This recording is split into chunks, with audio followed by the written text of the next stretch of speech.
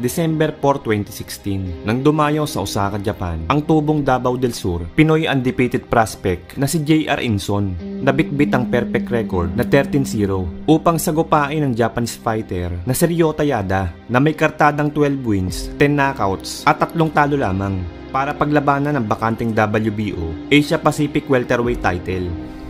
Kung ating pagbabasihan ng kartada ng dalawang fighter ay malamang sa unang tingin ay iisipin yung yamado sa laban ng ating kababayan. Pero sa totoo lang mga brad, sa labang ito ay mas dihado ang taga Davao del Sur. Sapagkat bukod kasi sa hometown advantage, ay natural na welterweight po itong Japanese na hapon. Na ang ibig sabihin mga brad, baluarte niya talaga ang dibisyon na ito.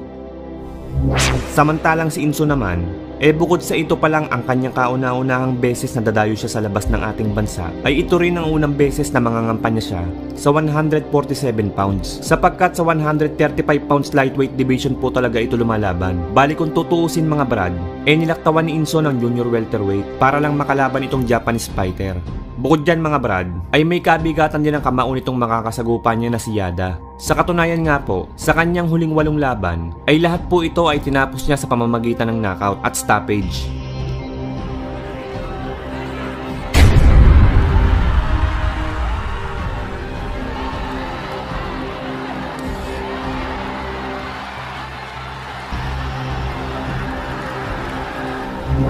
Sa naganap na weigh-in ng dalawang fighter ay tumimbang ang Hapon ng 146.5 samantalang ang dumayong Pinoy naman ay nasa 143 pounds lamang. Kaya naman pagdating sa bigat at laki ay dihado talaga ang Pinoy. Pero ganun pa man mga brad, kahit na tila pumasok sa Kumunoy ang ating pambato ay nagawa pa rin naman itong manggulat sa laban. Sa early rounds ay nagpakita agad ng pagiging agresibo ang hometown fighter. Samantalang ang taga Davao del Sur naman ay tila nakikiramdam pa lang kung gaano ba kalakas ang kalaban.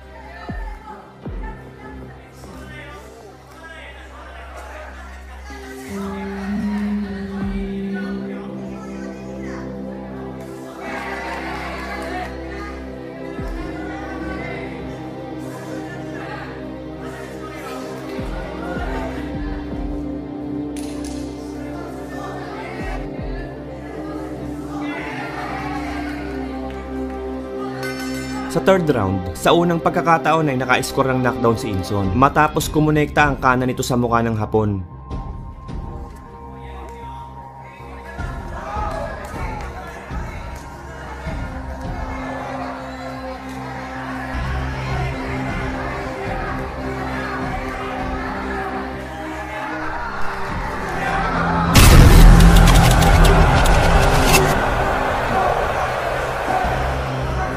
At bago mag-resume ang laban, ay tinawag muna ng referee ang doktor upang tignan ang cut sa kaliwang kilay ni Yada. Pero agad rin ay pinagpatuloy ang bakbakan dahil ayon sa doktor ay maliit lamang ang bitak at hindi pa naman ito nakakasagabal sa paningin ng tiga Osaka.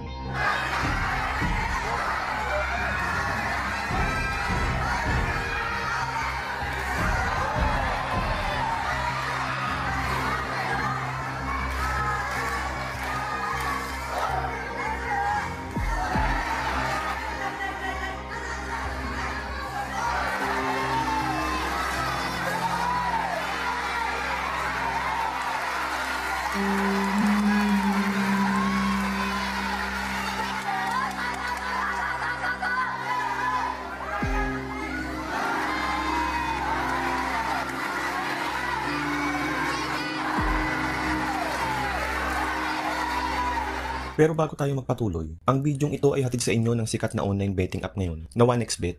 Matindi to mga brad, sapagkat sa unang deposit mo ay may bonus ka na agad na up to 7,000 pesos. Madali lang mag-register dito mga brad. Sa mga gusto pong mag-register, napakasimple lang. I-click mo lang yung link na nakapin po sa comment section. Pag nag-open na, pindutin mo lang yung registration. Tapos i-click mo yung buy phone, then ilagay mo yung cellphone number mo at may marireceive kang text na confirmation code at ilagay mo dito. Pwede ka din makapag-cash in at cash out gamit ang yung GCash. I-click mo lang yung deposit, then piliin mo syempre yung GCash at pilapan mo lang yung mga dapat mong pilapan. At syempre, huwag mong kakalimutan na ilagay ang promo code na Kidlat1x para may bonus ka. Pero mga brad, paalala lang po ha, na ang 1x bet ay isa pong sugal. At ito ay para lamang sa 18 years old pataas. Sa madaling salita, ito po ay mahigpit na ipinagbabawal sa mga minor de edad. Kaya please gamble responsibly, okay?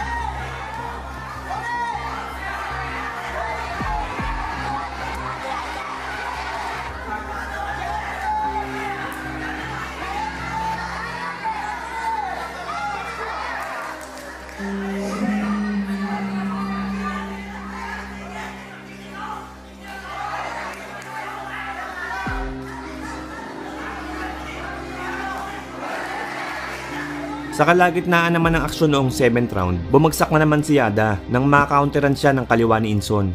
Pero katakataka na hindi ito binilangan ng referee.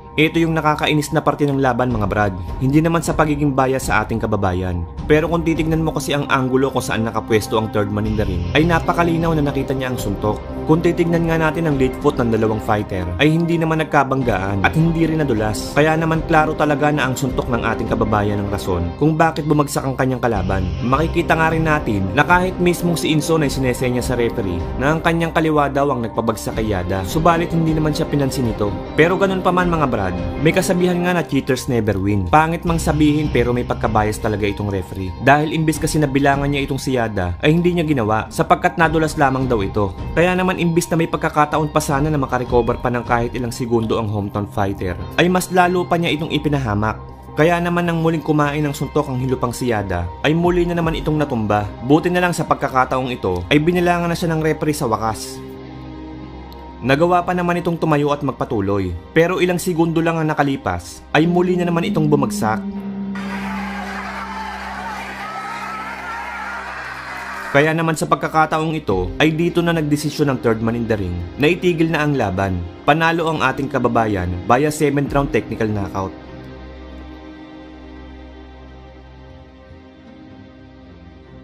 Kung nagustuhan mo ang bidyong to, ay huwag kalimutan mag-like, share, subscribe, at pakikalimbang mo na din yung kampana para pag nag-upload ako ay isa ka sa mga una makakapanood.